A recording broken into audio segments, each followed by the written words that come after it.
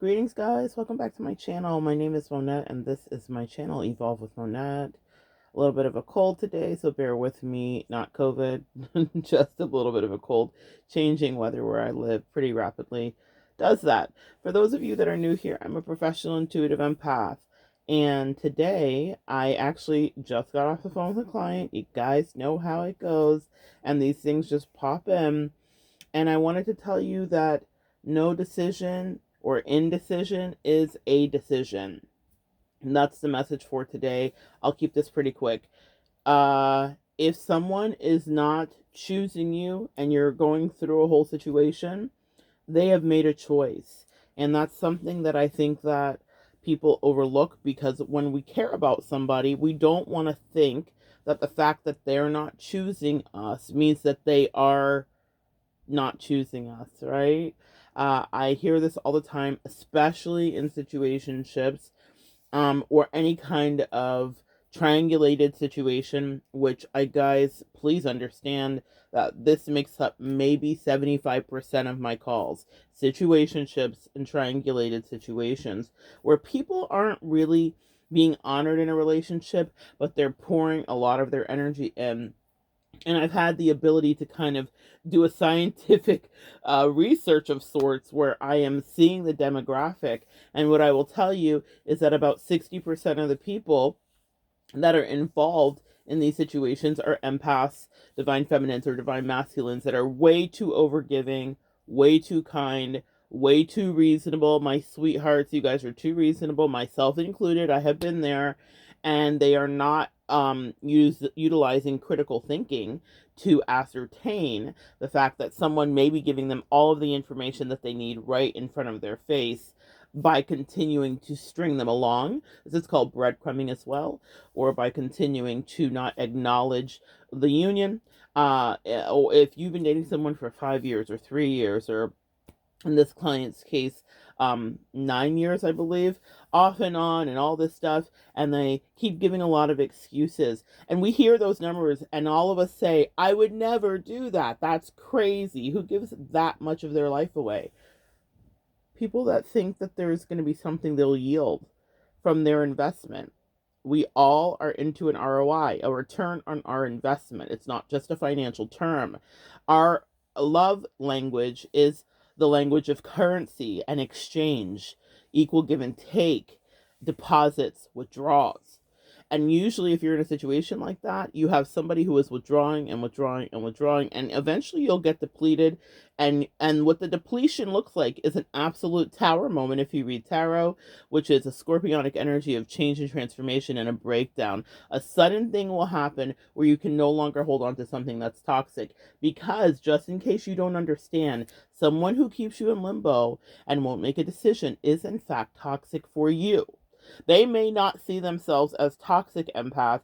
They may think that they just don't know, or they want both, or they want seven, or they don't want commitment, which is okay. It's okay to be and do these things. It's not okay to string somebody along, but I'm going to put some responsibility back on you guys and back on myself. Pot kettle, right? It's not okay for you guys to delude yourself when the signs are in front of you. Now, it's okay, sweetie, if you're here and you really don't get the signs and this is a new situation and you truly are trying to figure it out. That is okay. But once you know, once you open your eyes and you see what it is, you cannot stay in that situation without it taking chunks of your soul. The withdrawal will be made, and they are no longer culpable after a certain point of you understanding what is happening. It is really important for you guys to understand that you need to get out once you realize that someone is not making a decision. Because an F boy, an F girl, a time waster will 100% keep you in limbo because it fits their needs. It makes them feel lovely and stoked. Who doesn't want to have several people clamoring, or a really loyal bottom B, or a 10 toes down kind of girl or guy, which is what we are, empaths, like in their corner. Of course they want that, right? So the energy that I want to convey to you guys today is to know that that limbo is the decision. They like something else more, or they like the idea of the freedom of options more.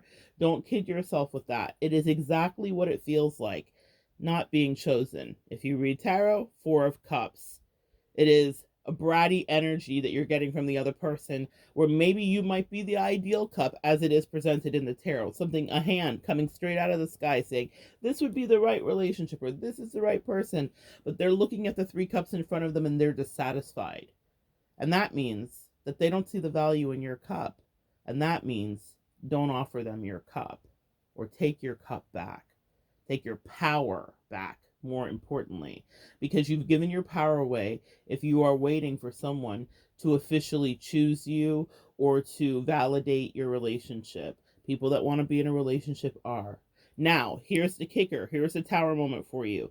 If you hang out while someone's in indecision, and you're not supposed to be with them, or the lesson was that you were supposed to walk away, you will watch them go to somebody else and be fully committed. This commitment phobe that you couldn't figure out, and you talked to all your girlfriends about, and you prayed over, and you asked your mama about it, you asked your daddy about it, and all of that stuff, right? Your great cousin, your favorite uncle, whatever the case may be, whoever you were getting your advice from, you asked a psychic about, whatever you did, the devastation, and this will be so that you disengage, because there's a message and a lesson here, which is not to be in something where it's unrequited.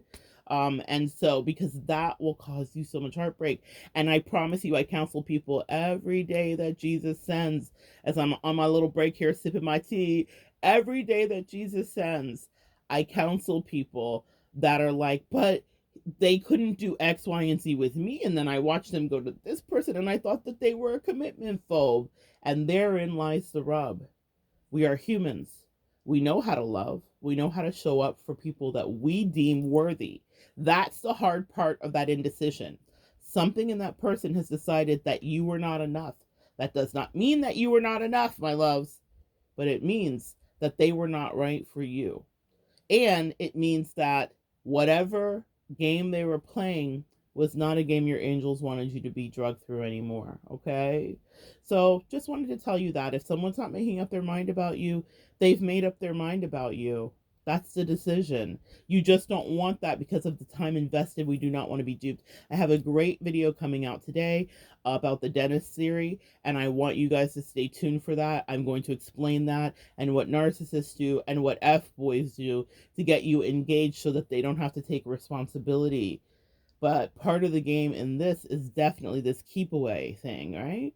So wake up, ladies and gentlemen, and tell yourself the hard truth, only so that you can heal and get into a relationship that's right for you. I'm not here just to cause you to rip out your heart and have pain, right? I don't want that. I want you to stand up in your power. And sometimes we got to push through some pain to do that, because at the other side of you standing up in your power is a relationship with someone who can't run you in circles or doesn't put you on a string, who knows exactly what they want and they say it. I've experienced it, guys. I've experienced it many years ago in my life. I've known this love, or even in a friendship energy too. I've known what it is to have someone be like, yeah, I totally choose you. You're the person. You're my person. And when it happened for me years ago, when I couldn't figure out my worth and I didn't understand it, this was in my late 20s, early 30s, someone laserly focused on me and showed me that maybe all the relationships I had before were basura and trash, because they let me see this is what it feels like. It was a very powerful lesson. I will never forget this guy telling me, when a man is interested in you, they will stop at nothing to pursue you. And that goes for everybody. I think we're all in that same ilk. And he said, I would find your place of work. I would send you flowers to whatever. I would do this. I would do this. I would do that. And in fact, in that case, in my case, he did all of those things. I never had to doubt. And it took me until my late 20s to date somebody that was like, yeah, that I'm into you and this is what it is. That doesn't mean that I didn't date and have other wonderful experiences that I thought were great. But what I didn't know was that somebody that loves you puts a focus on you and they're clear about it. There is no indecision, there is no anything. It is so clear to know where you stand with somebody. Someone that values you and respects your time will clarify where you stand with them. And someone that is actually interested will pursue you. That runner chaser dynamic that we usually get into with the narcissist empath dynamic gets flipped around, and it's healthy, where you are pursued but not chased, because you're not running from a love that's presenting itself that you actually want. But we tend to, empaths and codependents and light workers here, chase people because we want to heal them with our love.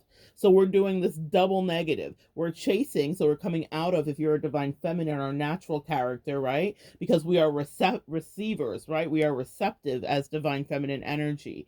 That doesn't mean that we don't initiate and we aren't go-getters, but it is not in our natural state, yeah? So if we're chasing, it's already an imbalance. And then we're chasing to fix and bless and heal with our magical poom pooms full of prestige. Absolutely not. I just want you guys to take a real look at it, because what you will notice, and I promise you every time, if you don't get this, you will watch this person that you're putting all this energy into siphon it to somebody else who you may feel whatever you feel about, whether they're worthy or not worthy. The point is, no one deserves to steal your energy. F-boys steal everything. They are thieves. They're kleptomaniacs of your heart, your time, maybe your actual money, your sexual kundalini energy, your sacral chakra, your solar plexus. Sacral chakra is your sexual energy, creativity. Your self-esteem is your solar plexus. Your root chakra, your stability. Your heart chakra, your ability to love. They atrophy your heart. Your throat chakra, they close that up. Your crown chakra, they cloud that over. They steal everything. Your time, your years, your looks. Indecision is a decision. Do not let somebody be a thief while you bless them. And then you are left with a deficit. A deficit that it takes time to fix and heal. I speak over all of you here that are seeking relationship, the ability to stand still in the relationship with yourself, the ability to not chase after something that you've invested into. I get it, girls, I get it. But I also get the other side of it. When you stop and you say, wait a minute, what's my worth? What's my value? Why do you deserve all this energy? You don't. They don't. All right? The indecision is the decision.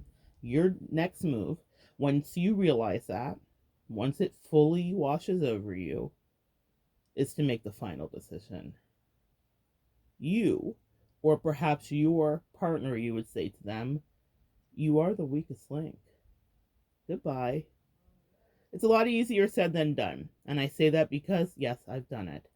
But once you do it, you'd have no regrets. I promise you guys, it gets so much better. All right, come back and join me next time, and we will continue to sip tea on a little break and evolve together.